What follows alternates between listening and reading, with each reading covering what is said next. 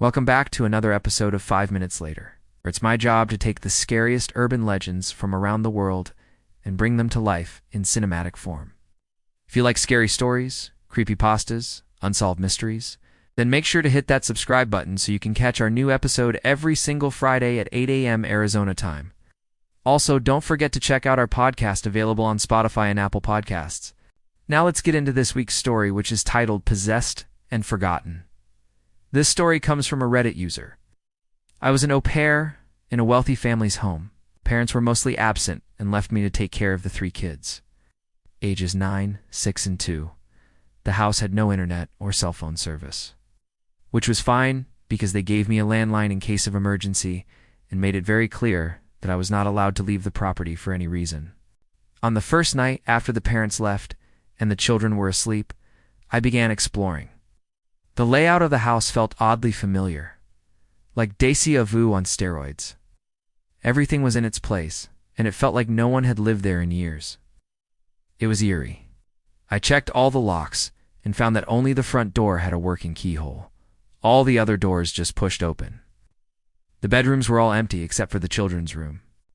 Their beds were huge, far too big for small children, and the walls were covered with crayon drawings. I couldn't help but feel like I was being watched. I tried calling the parents to ask questions about the house, but the line was dead. No signal.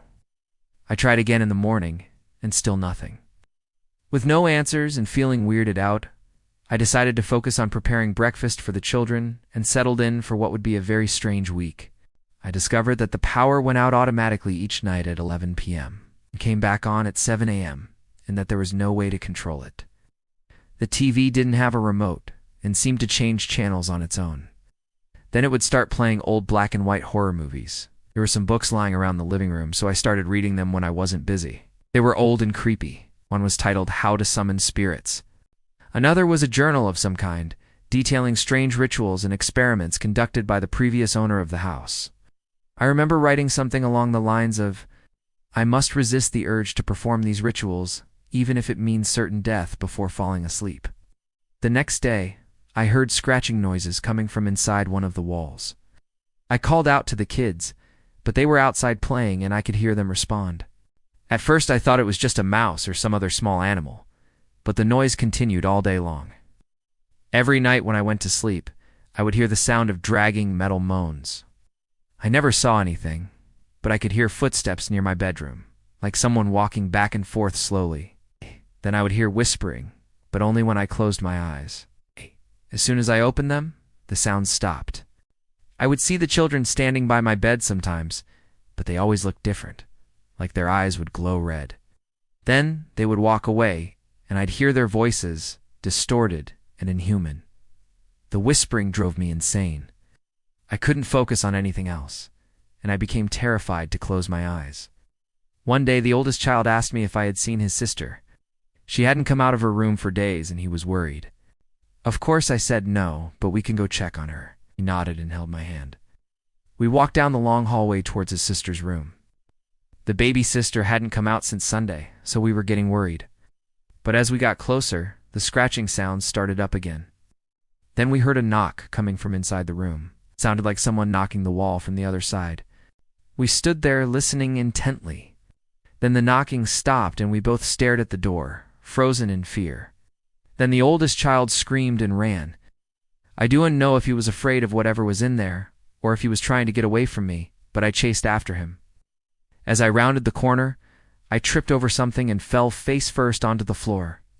When I looked up, the oldest boy was kneeling next to me and he whispered urgently, "Don't go in there. Whatever you do, don't go in there." Before I could respond, he turned and ran away. Shaking and confused, I slowly got to my feet and walked towards the source of the noise. As I approached the room, I heard the scratching again. Then I heard a knock. I knocked on the door and yelled, "Hello," but there was no reply. I pushed the door open and walked in. It was a child's bedroom. The wallpaper was peeling off the walls. The closet door was hanging off its hinges, and the mattress on the bed was covered with what looked like bloodstains. And in the corner of the room was a wooden chest. I knew instinctively that the chest was the source of the sound. I walked over and knelt beside it.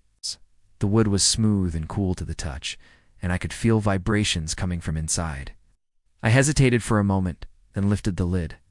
There was nothing in the box. Puzzled, I opened it wider and stared inside.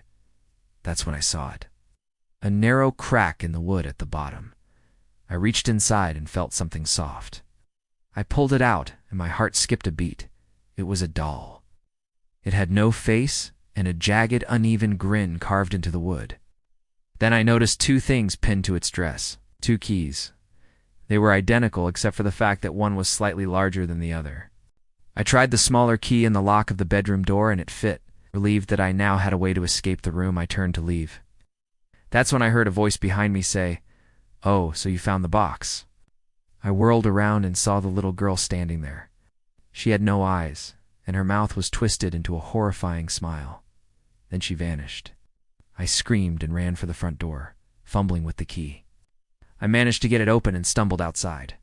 I ran as fast as I could, not daring to look back.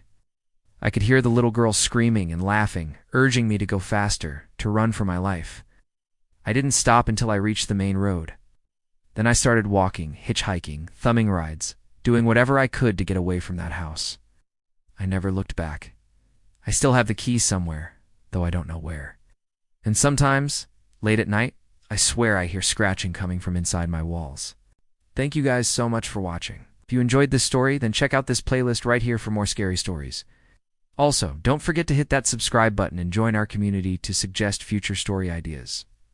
Lastly, I want to give a huge shout out to our supporters whose names you can see on screen right now. If you would like to see your name on the screen and show the world that you are indeed a legend yourself, then check the link below to find out how you can support us. Till next time, sleep tight and don't let the bed bugs bite.